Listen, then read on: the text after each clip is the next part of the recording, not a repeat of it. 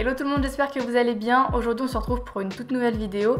Alors faut savoir que cette vidéo au départ je ne voulais pas la faire, tout simplement parce que je ne vois pas en quoi elle est très utile. Mais vous avez été vraiment très nombreux à me la demander, donc je me suis dit que si elle était autant réclamée, c'est que peut-être elle pouvait vous aider à vous organiser, à préparer votre rentrée. C'est donc pour ça que je la fais aujourd'hui, j'espère qu'elle va vous plaire.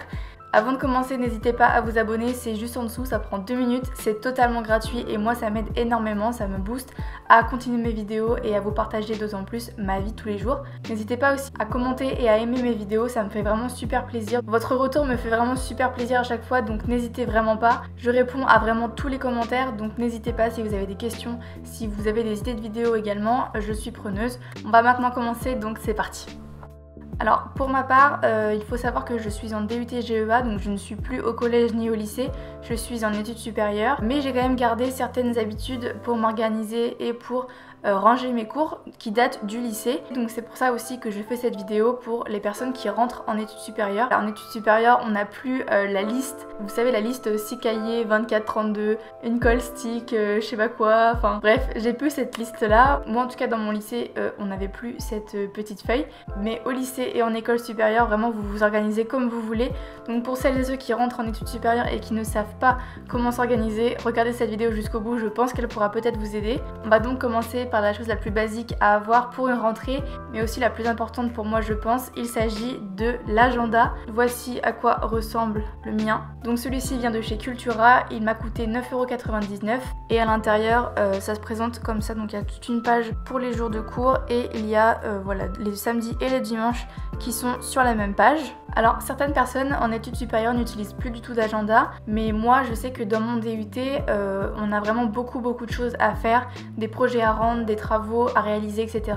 C'est pourquoi j'ai préféré prendre un agenda pour vraiment tout écrire. Ça me permet vraiment de m'organiser. Je sais que par exemple quand j'étais en cours je pensais par exemple à une idée de vidéo YouTube, je la notais dans mon agenda tout simplement. J'avais une feuille note dans mon agenda et dès que j'avais une idée de vidéo, etc., je la mettais dedans. Parfois ça m'arrivait et du coup voilà, je trouvais certaines idées pendant les cours.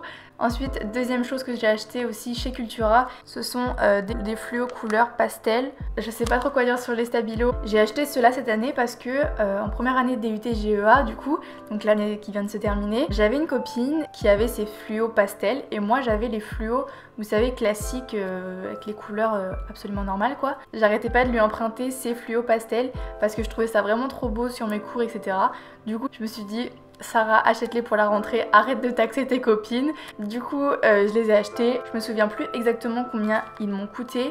Si je trouve le prix de ces stylos, je vous la mettrai en barre d'infos, ne vous inquiétez pas. Alors comme je vous l'ai dit dans le début de la vidéo, il y a certaines habitudes d'organisation que j'ai gardées par rapport au lycée, entre autres le trieur. Alors moi j'en ai pris avec 12 matières, mais il en existe avec seulement 8. Donc c'est très simple, une matière est égale à un intercalaire et vous mettez en fait vos cours là-dedans. Donc vous avez des élastiques pour fermer tout le trieur pour que rien ne tombe, toutes les feuilles volantes, etc.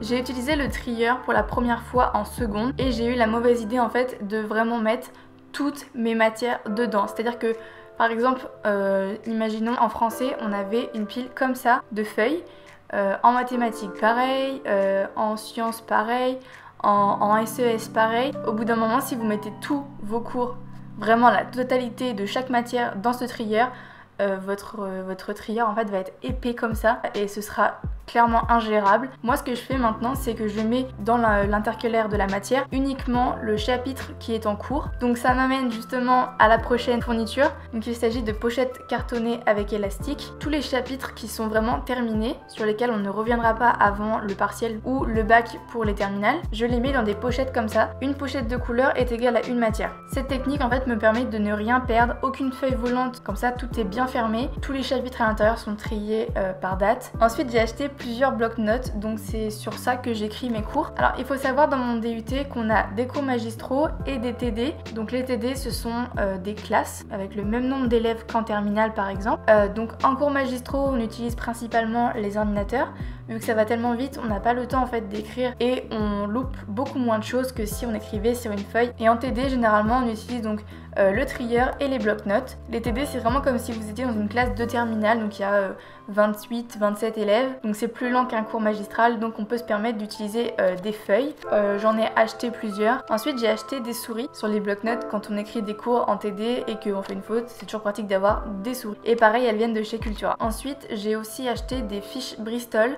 Donc je pense que vous savez ce que c'est, je ne les ai pas encore ramenées de chez mes parents, je vous mettrai une photo juste ici. Ça m'a beaucoup aidé pour le bac, pour donc la période première et terminale, vu qu'on a des épreuves anticipées en première. D'ailleurs surtout en première, avec l'épreuve de français oral, ça m'a vraiment beaucoup aidé. Je trouve ça très pratique pour synthétiser tout un chapitre, si vous avez des évaluations, si vous avez des partiels aussi. C'est aussi pour ça que je les ai gardés, c'est que pour mes partiels, ça m'est très utile et c'est vraiment très pratique. Tous mes cours de première année sont dans des boîte, donc ça ressemble à peu près à ça. Alors c'est super lourd, donc ça ce n'est seulement qu'une boîte sur 3 qui contiennent mes cours seulement de première année. C'est pour vous dire à quel point il y a vraiment beaucoup de chapitres, donc il faut être très organisé. Donc les boîtes d'archives, c'est vraiment très pratique. Alors j'ai aussi gardé la même trousse, des ciseaux, une règle, vraiment les trucs très basiques. C'est une trousse que j'ai depuis, je crois, la seconde. Elle fait très bien l'affaire, donc je ne l'ai pas changée. Pour terminer, je vais vous parler de ces deux choses-là. Donc ce sont des outils adaptés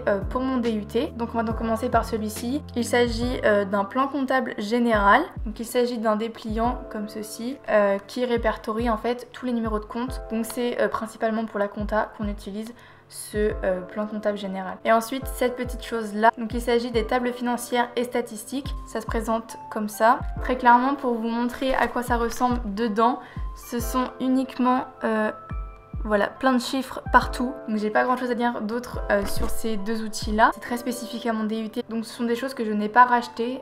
J'avais ces deux outils là depuis le début de ma première année, donc depuis septembre dernier. Bon bah je pense que je n'ai rien oublié. J'espère en tout cas que cette vidéo vous aura plu. Sur ce, je vous dis à la prochaine pour une nouvelle vidéo. Bye.